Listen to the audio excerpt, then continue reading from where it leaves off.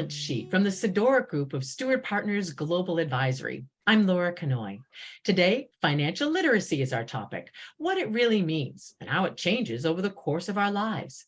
Our guests are Tom Kaempfer. He's an adjunct professor of business and economics at Southern New Hampshire University. He's also assistant director at the New Hampshire Division of Motor Vehicles. A few years ago, Tom won the annual financial forecasting quiz put on by Barron's, one of the country's leading financial and investment publications. Tom Kaempfer, welcome. Thank you, Laura. It's great to be here. And also with us is Dan Hebert. He's state president of the New Hampshire Jump Coalition, whose singular mission is to teach kids how to manage money. Dan is also senior director of education for the National Jump Coalition. He came to the organization after a long career in banking. And Dan Hebert, it's great to have you too. Thank you so much. Thank you for inviting me, Laura. It's great to see you again. Well, both of you, a personal question, if I could start. And Tom, to you first, how did you first learn about managing money? What were some of your early lessons learned, Tom? Yeah, so unfortunately, I learned financial literacy the hard way. 18 years old, I distinctly remember getting the approval notice of a credit card with a $6,500 credit limit, which was great at the time. I had a full-time job, was still living with my parents. But I decided that, I didn't want to live with my parents. I wanted to move out and start a family. And I think, as most of us know on this call, adulting can be very expensive, right?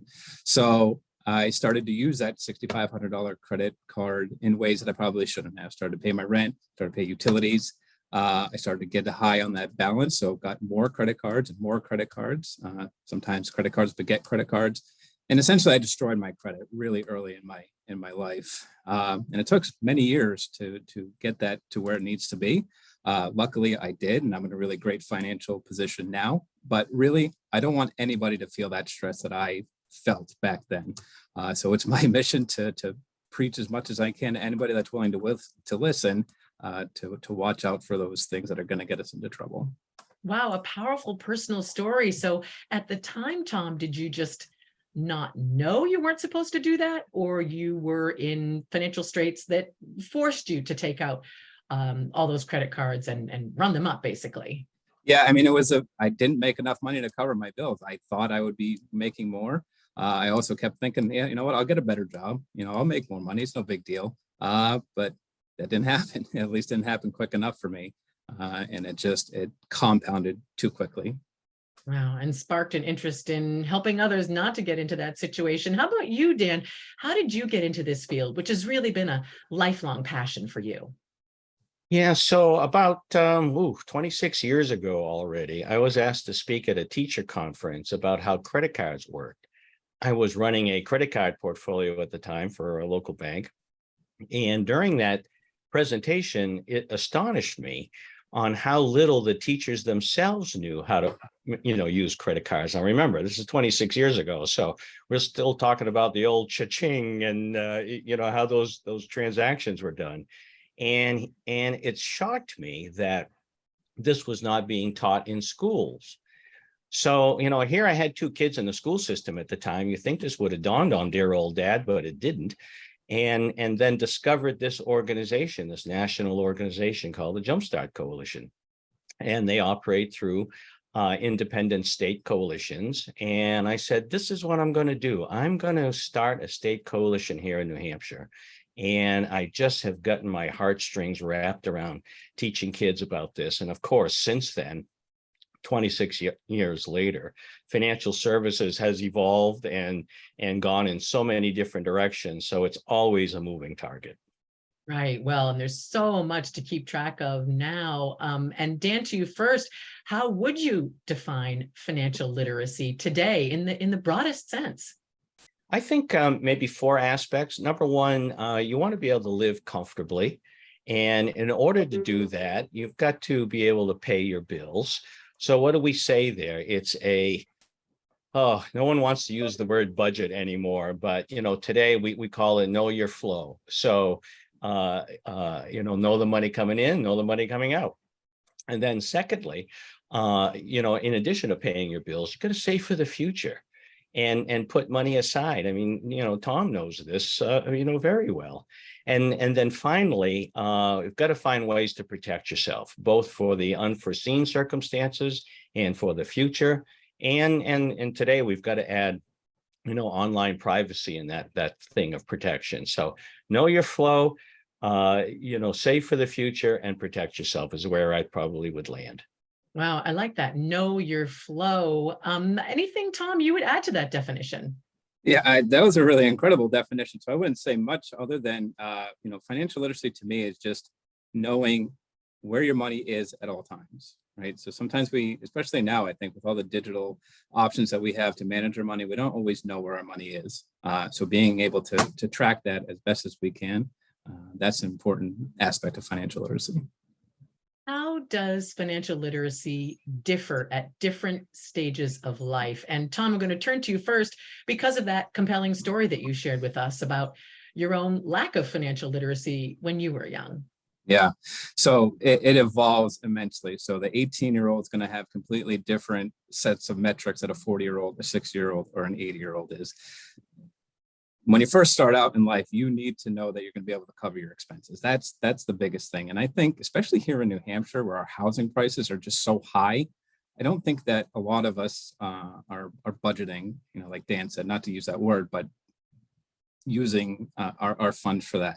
But as you progress into age, you really need to start thinking about retirement, what happens later in life. You always have to be planning for that because it takes a lot of money in retirement, especially as we're living longer and healthier lives. We need to start that earlier, or else we're going to run out of money.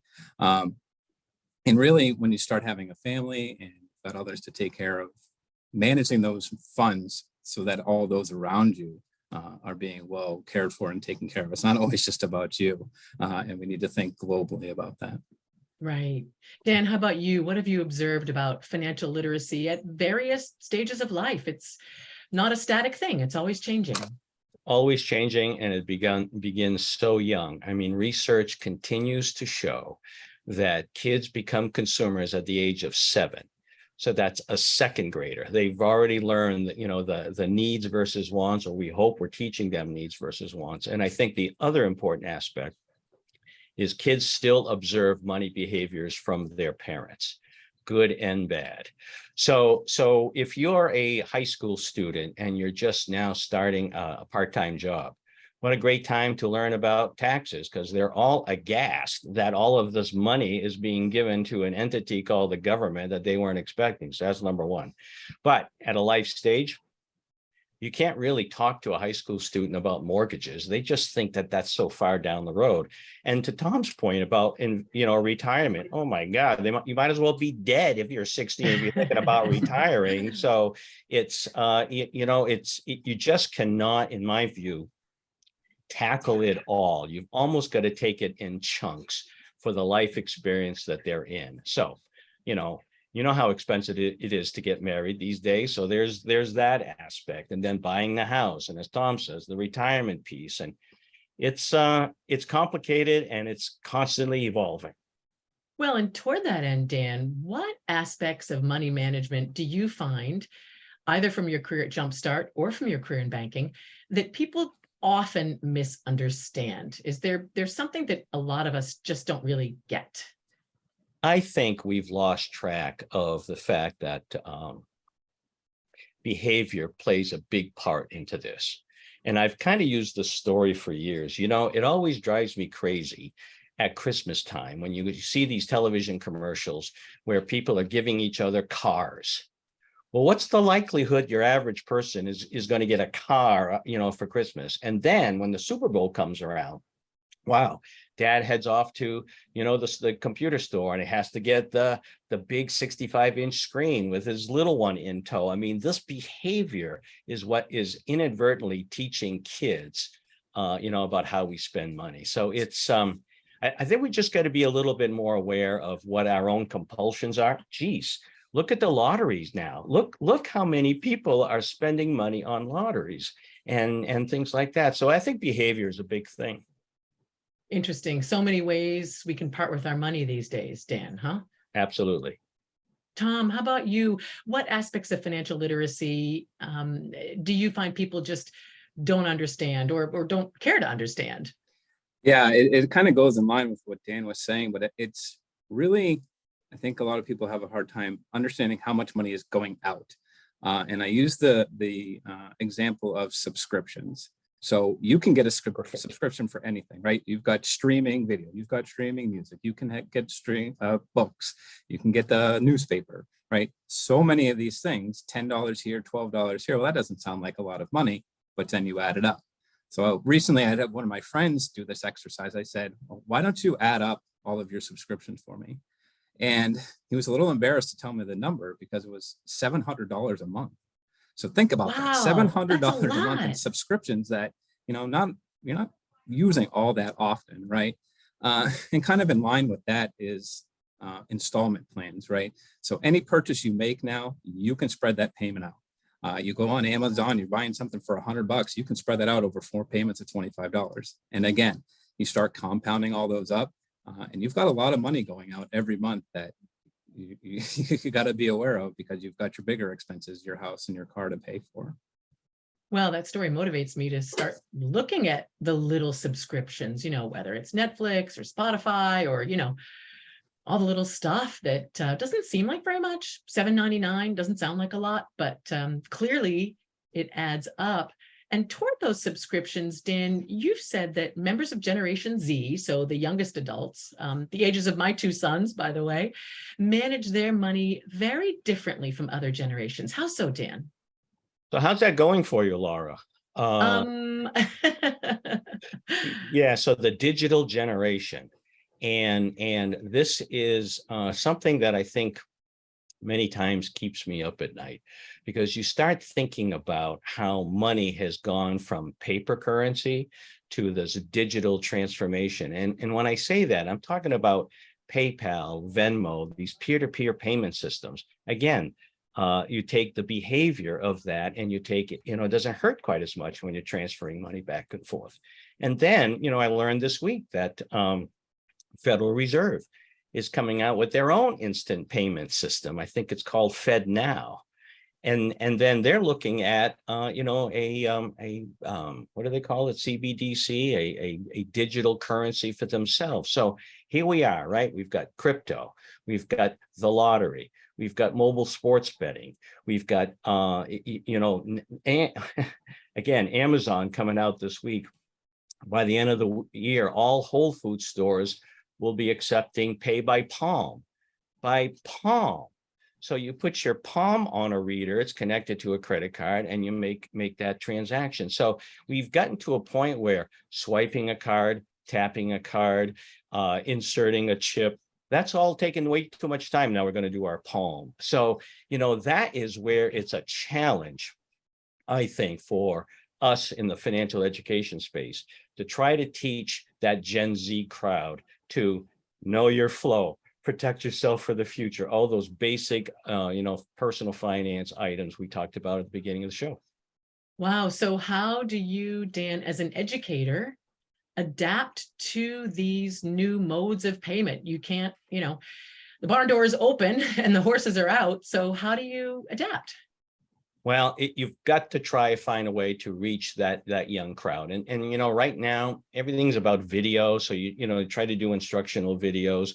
But 10% of that generation is getting all of their information off TikTok. So there's the other side of that. So, in my mind, you just got to keep, again, as financial educators, you just got to stay on top of what's happening and sort of kind of get back to the basics. I know it's not easy to talk about budgeting or know your flow, but that money management approach that Tom, eloquently referred to is exactly how we maneuver this new world. Wow. Tom, how much harder is it to be smart about managing money these days versus 20 years ago? What do you think, Tom? Yeah, I think Dan alluded to it wonderfully. There's just so much coming out that kids are just bombarded with information. As he mentioned with TikTok, you get those little 30-second, 1-minute clips, and you're getting 10 of those so quickly, you can't possibly parse through all that information. So I think in regards to that, it's really beholden on us as parents to involve our children as much as we can in different interactions. I, for one, if I ever buy a new car, I bring my kids with me. They see the whole transaction process. They see how I negotiate. Same when we bought our house, they came and saw the closing paperwork. So teach your kids, not everything that you see on social media is correct, but as parents, set that example a little bit better.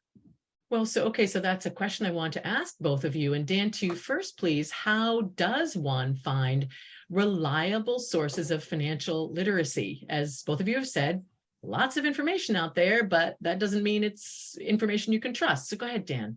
Well, at the risk of sounding like, having a sales pitch, the Jumpstart Coalition has a clearinghouse of resources, about over 600 different types of resources that you can search by grade level, by resource type, by language, and over 40% of that can be downloaded for free. So those resources totally vetted, and it's really designed for teachers and parents. So again, my world is all about K through 12 space, and that group of resources has been fabulous for that. And just to piggyback on Tom for a second, this idea of how things are changing with that generation.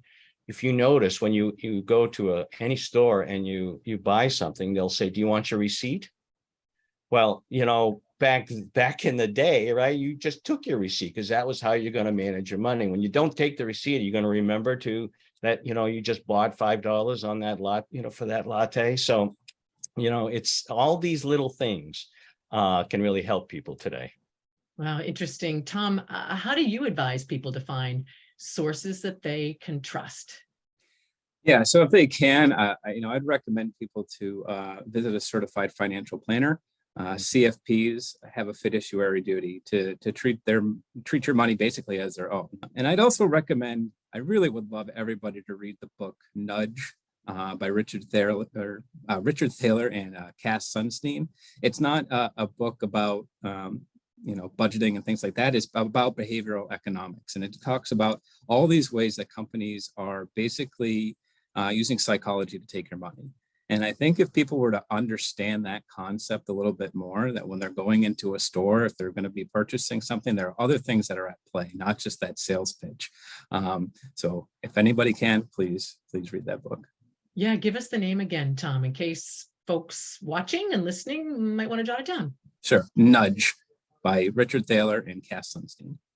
Well, and since you mentioned the psychology around this, Tom, and Dan, I want to hear from you too, but what common psychological traps or missteps do people have around financial literacy? Because as you both know, literacy is information and knowledge and understanding, but then you have to act on that understanding. So go ahead, Tom. Yeah, so Dan talked about this before. It's kind of those impulse buys. It's so easy to do impulse buys now, right? We've got all these apps that make it super easy to just sit on your couch and just doom scroll essentially to buy things.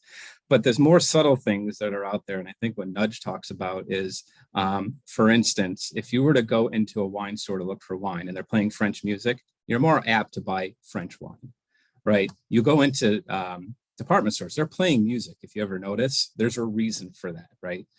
They know that keeping you engaged with that is going to make you spend more money. So really, it's just opening your eyes to all these different things and ensuring that, for lack of a better word, you're not being duped. Yeah, that's interesting. Dan, what do you think? What's the psychology around financial literacy? I can take one of your classes, I can read about it, but what's the sort of preventing me from acting on it? Well, once upon a time, Laura, we used to save to buy stuff, right? You wanted to buy a bike, you'd save to buy a bike. That changed in the late 80s or 90s. And now we buy now and pay later. The whole point that Tom brought up, the buy now, pay later thing, the new thing that's coming out now where you can buy $100 transaction for 4 installments. Or you could save $100 and buy it without. You see that motivation has changed. And so when you talk about psychology, here's what worries me. These loot boxes that are in kids' video games, they're already setting the tone to create some compulsive spending. So, if they click on the little boxes, oh, for $2, you can earn X number of more points and things like that. You're feeding that psychology, and we got to address it. Yeah, so just for viewers who aren't familiar what loot boxes are, Dan, correct me if I'm wrong, you're playing a game and you play for free, but if you spend $1 or $2, your character has better equipment or an advantage in the game, so to speak.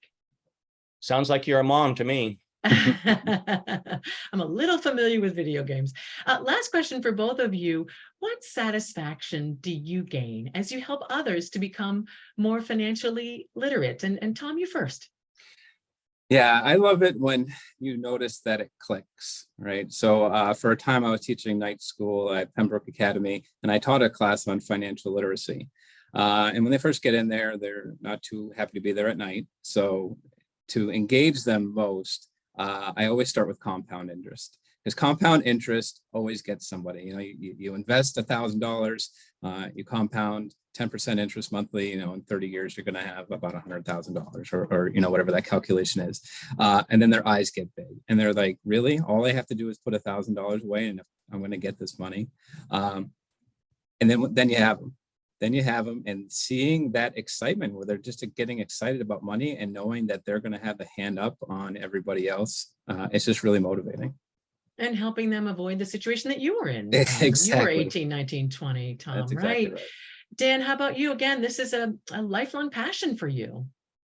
Yeah, so after a couple of decades of screaming from the rooftops how important it is to manage your money, what satisfies me right now is the importance of this life skill rising up to the top. So now there are 22 states in the country that now require a personal finance course to graduate from high school. New Hampshire is one. Our new requirement is kicking in this September.